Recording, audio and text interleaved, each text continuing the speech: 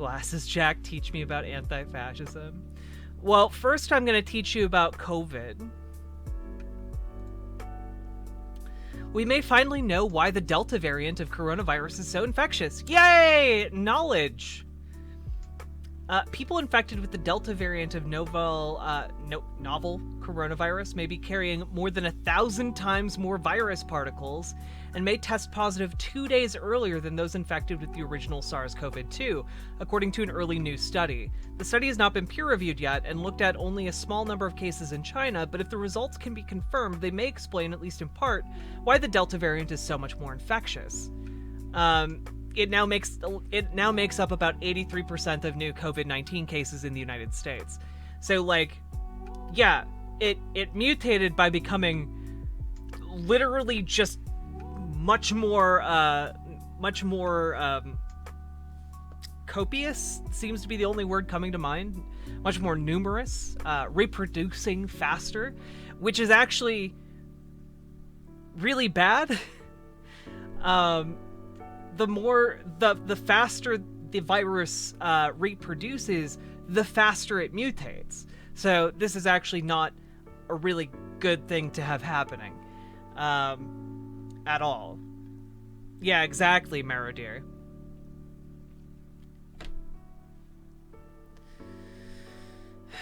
I think that's BS. Listen to an expert podcast. They said Delta is just more infectious, not more dangerous. Yeah, that's the point, though. If it infects more people, that makes it more dangerous. If something is more infectious, it becomes more dangerous because more people are being exposed. And the real issue, I mean, beyond just the immediate danger of people who are infected and might die from the Delta variant, is that if it is reproducing more within patients, that means that there is more of a chance of it to mutate into something else. And that new thing could be resistant to our vaccines. If it's resistant to our vaccines, then we are just fucked. And we don't want to be fucked. I don't know about you. I don't want to be fucked by a disease. Aw, pro pen tester. I'm glad you liked the pink dress. Let's see. Now, granted, this is from an early study that has not been peer-reviewed yet. It's a preprint from Virological, which is a viral paper journal. There we go. The effect for the individual is the same. Yeah, but that individual is going to be far more likely to infect other people with it. That's the problem. That's the entire problem with it. We don't want more people getting infected because we already have places in the South and in Florida. Florida has more people in hospitals now than during the early days of the pandemic. So we don't want more people having to be in the hospital because that will lead us to the same problem we had during the heights of the pandemic, where people are just not able to go to the hospital because it's 100% booked up. And on top of that, you don't want it reproducing faster within patients because that means more variants can get out, and we don't want more variants to get out. No, Rad Goat. Yes, it does mean an accelerated mutation rate. If it is reproducing more within individual patients, while the effect might be the same for the patient, it's more of a chance, every time the virus mutates inside the body, more of a chance for it to mutate into something else. Or every time it splits, reproduces, it can split into something else. It's tangibly worse in Florida. My workplace has 40 people out now and no one cares. What? Jeez.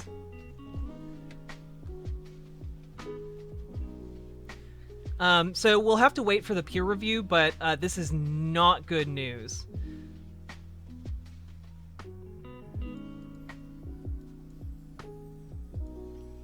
let's see. If this is accurate, however, that changes the window of when people are infectious.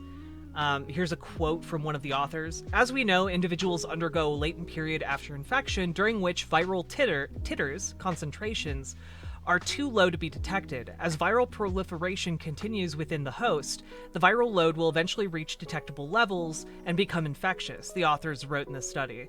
Knowing when an infected person can spread viruses is essential for designing intervention strategies to break chains of transmission. In other words, contact tracing would have to work more quickly to stop people from transmitting Delta. Titers? Okay. I am not one of these fancy English-speaking people. Let's see. Researchers measured the viral loads when SARS-CoV-2 was first detected in the PCR tests. They found that the viral loads in the Delta variant infections were 1,260 times higher than that of the original virus infections. This suggests that Delta variant can replicate in a body faster than the original virus. These data highlight that the Delta variant could be more infectious during the early stage of the infection. That in turn suggests that the person would shed more viral particles, making the transmission risk higher. But there are still unanswered questions.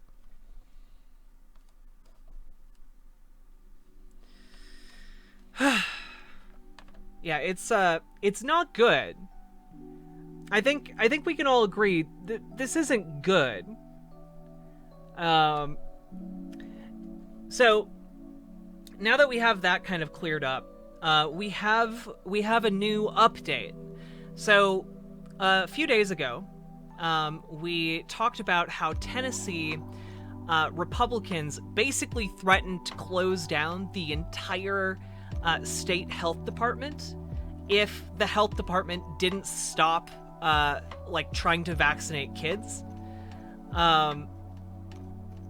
And so the health department said, yeah, I guess we're not going to try and vaccinate any more kids for anything, COVID or otherwise. And luckily that seems to be like a really disastrous, again, Radgoat, it's not more dangerous, but the problem is that if it's replicating faster, every replication presents an opportunity for it to mutate into something that is more dangerous, that is unaffected by vaccination. That's the risk. So to an individual, it's not more dangerous. To our wider global community, it's way worse. It could be, its mutation rate could be up to 1,000 times faster. So that's why it's bad. So anyway, to this update in Tennessee, it seems that the GOP trying to shut down the Department of Health was a pretty disastrous political move for them. And they are allowing the Department of Health to resume attempts to vaccinate children. So, yay! We only kind of live in hell world.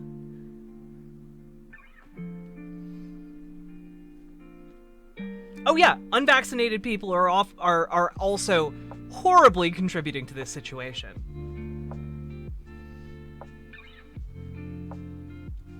The state's scaling back of its vaccination outreach drew national attention when its top vaccination official was fired last week after sparring with Republican lawmakers.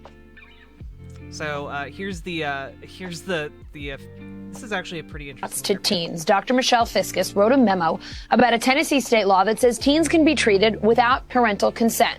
She was fired, and the Nashville Tennessean is reporting that the state stopped vaccine outreach for kids after that altogether. Dr. Fiscus joins me now. She's Tennessee's now former medical director for vaccine preventable diseases and immunization programs. Dr. Fiscus, thank you so much for being with us. The mature minor...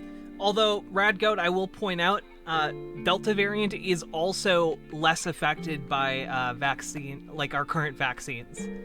So, it is also more dangerous to vaccinated people.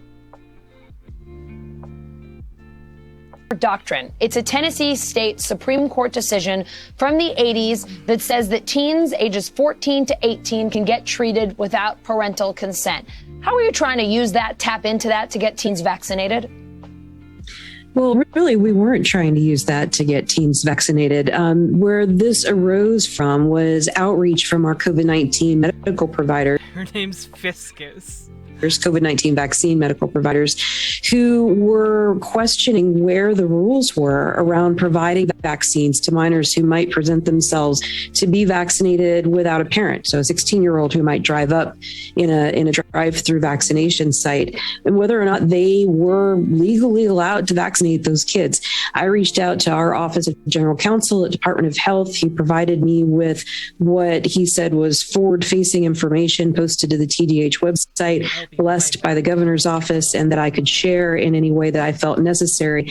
And I dropped that language that I was provided into a memo that went only to our COVID-19 vaccine providers, letting them know where the guardrails were on vaccinating minors. As you said, this is a 34-year-old state Supreme Court ruling allowing children ages 14 and older, if thought to be mature enough to make the decision, to seek medical care without the consent of their parents. And you know, it's not for me to interpret those laws or say whether or not it is or is not appropriate for 14-year-olds and older to do that. It is the law, case law in the state of Tennessee, that those individuals have that right. And I was sharing a factual memo with medical providers to let them know where the guardrails were. So let me just make sure I have this in simplest terms. You were asked by medical providers who were concerned about whether they could give teens the COVID shot if they came to get the shot without their parents' consent. You pointed out a law in your state, or a Supreme Court ruling in your state, that said, yes, between 14 and 18 they can. Is that correct? You're just answering that question. That's correct. So let's talk about then what happened to you. We reached out to the Tennessee Department of Health, and a spokesperson there said, we cannot comment on HR or personnel matters. It is important to note and to be clear, our vaccination efforts have not been halted or shuttered. We are simply taking this time to focus on our messaging and ensure our outreach is focused on parents who are making these decisions for themselves and their families. So you are clearly no longer in the position that you held. Why were you told that you were being terminated? What happened? Just as an update, I need to work out more so that I can wear this without worrying about, like, maybe, like, ripping it. It's a little bit tight on the back. Anyway, continuing. Well, on Monday, I was invited to a meeting with the state's medical officer and a member of the Human Resources Department at TDH, and given an option of two letters. One was a letter of resignation that had been written for me that was awaiting my signature. The second was a letter from the commissioner stating that my executive appointment had expired, and I was asked to choose between them. I chose to allow my executive appointment to expire, as I had done nothing that would warrant my resignation from a job that I very much enjoy doing. And you know, this is on the heels of a legislative Government Operations Committee meeting on June 16th, where legislators called for the dissolution of the State Department of Health because of the memo that I had sent out and because of some Facebook posts that had been put out by the governor's office that stated that children 12 and older were eligible to be vaccinated against COVID-19. That was followed by the decision of the Department of Health to no longer provide any kind of vaccine outreach around COVID-19 for adolescents, and then quickly devolved into no messaging whatsoever around any kind of immunization for children. This while we're at back to school time, coming into flu season before too long, and behind by tens of thousands of vaccines for children for diseases like measles, because they weren't able to get vaccinated during the pandemic. All right, so just to make sure I have this clear again, you were given two papers, either to let your position, your appointment run out, or to choose to resign. So basically, you're going to get let go this way or that way.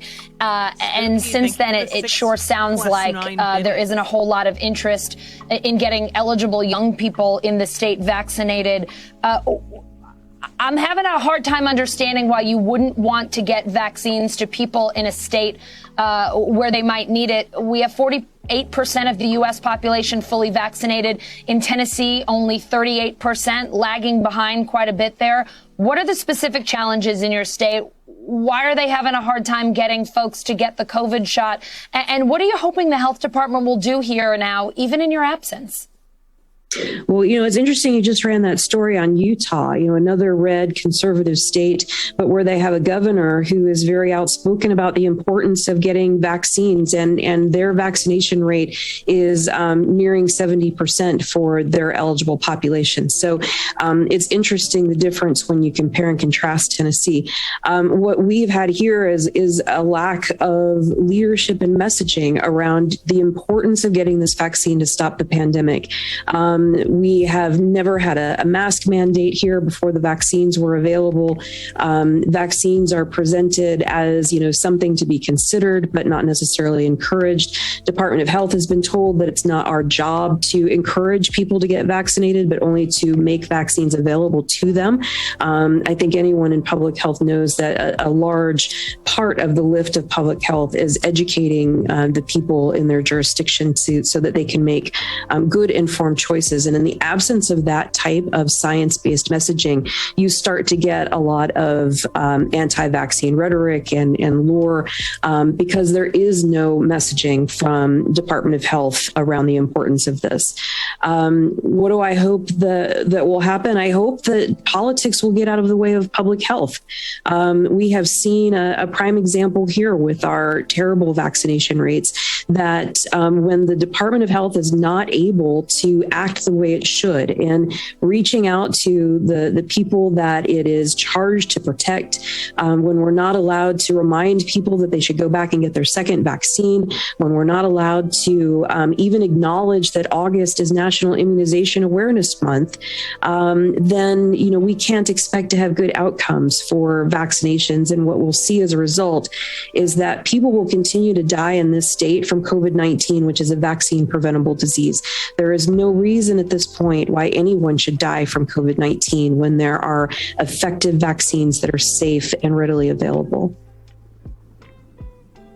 I couldn't say it any better than you did just there, Dr. Fiscus. There is no reason why people should be dying from COVID-19 when there are vaccines that are effective, readily available. Thank you so much for coming on to talk with us today. We really appreciate your time. Yeah, and she's 100% right, by the way. It is a complete failure by people in power to tell people to go get vaccinated. People in power have not been telling those to get vaccinated because it is politically expedient for them to peddle fear-mongering and conspiracy. There's a reason why the Republican Party as a whole has largely been in line with this whole, COVID's a hoax, it's not real, don't worry about it, go out, no mask mandates, don't need a mask, masks are dumb, everything's bad. And then that brings us to stories like this. Whitmire, Alabama is dead last for COVID vaccinations. Kay Ivey seems okay with that. So the governor of Alabama, Kay Ivey, really a lot has been kind of playing the Republican field. Has been playing to that base. And that base doesn't want to be told to go get COVID vaccination. That base doesn't want to be told that they are presenting a danger to public health. They don't want to be told that it's real. They don't want to be told that they've been wrong for the last 9 months to a year.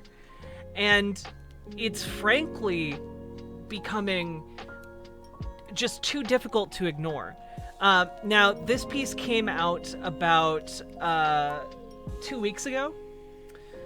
So, Alabama's dead last for COVID vaccinations. Governor's like, yep, totally fine. Totally fine. Let's see. This week, Alabama's Chief Brody, UAB infectious disease expert, Jean Marazzo gave a warning.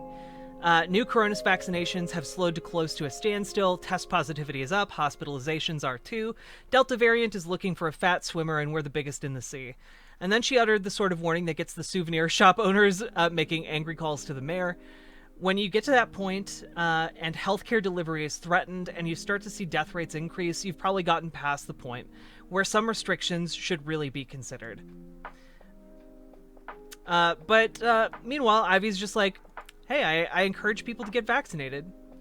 But also the state of emergency is over and the health orders have expired. And, lifting basically everything that would prevent people from getting COVID-19. This is fine, dog. .jpg. Exactly. Fast forward to today. Republican governor says, time to start blaming unvaccinated for rising cases. Now, granted, I do agree. We should be blaming unvaccinated people.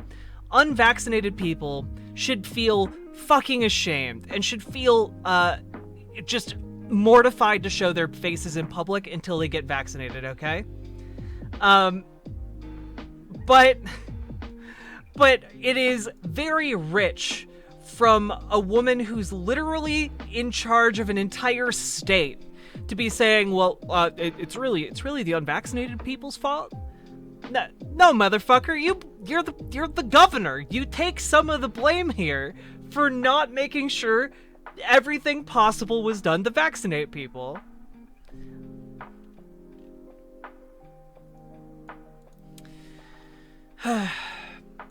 Kay Ivey said that vaccines are the greatest weapon we have to fight COVID, added that a surge in new cases of the coronavirus in Alabama is due to a reluctance among many people in the state to get inoculated. Motherfucker, her job, is to get people inoculated anyway.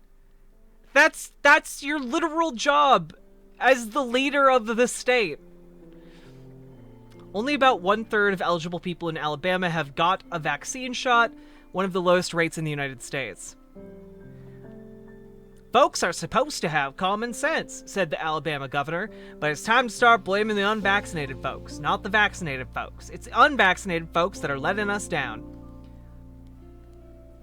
These folks are choosing a horrible lifestyle of self-inflicted pain, she said. Unfortunately, that horrible lifestyle that they're choosing happens to affect all of us because, last I checked, we live in a society.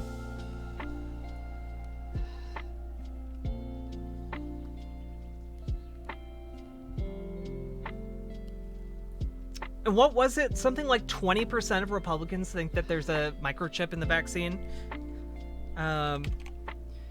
Chip in vaccine. Republicans.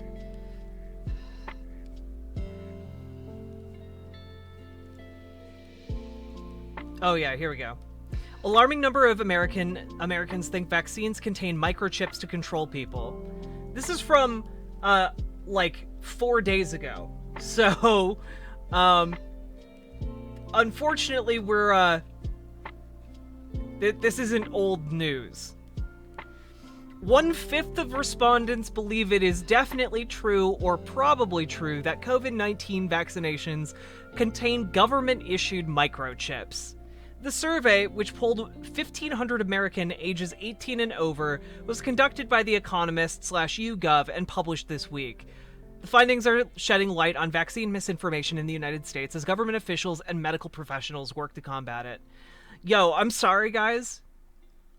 We live in a world where 20% of America thinks that there are microchips in our vaccines. Epic America moment. Very, very much. Very true.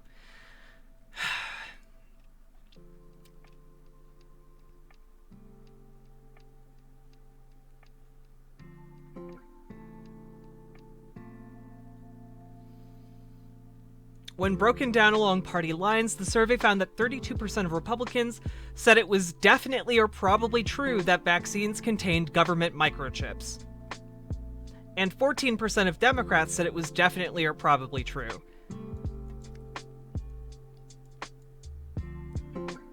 Fuck.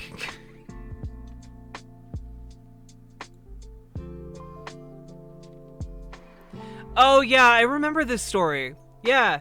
Conspiracists say this is the 5G chip that's in the COVID vaccine. This is just a guitar pedal. Yeah. I remember this making the rounds on social media.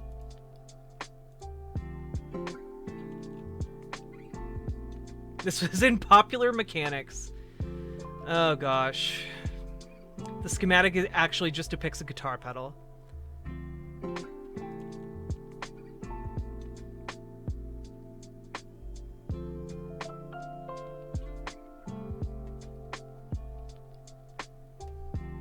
Fuck, man.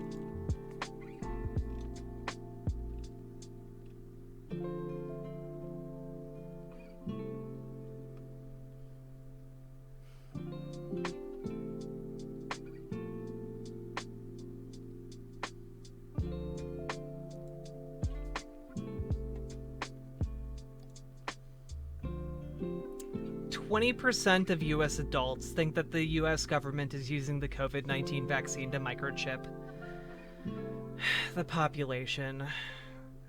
Over half of everyone who will not get vaccinated. God.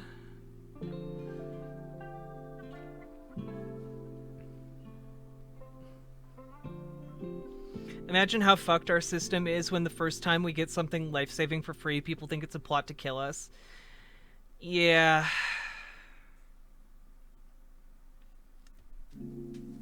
I don't know, man. It's not good. Not good, very bad.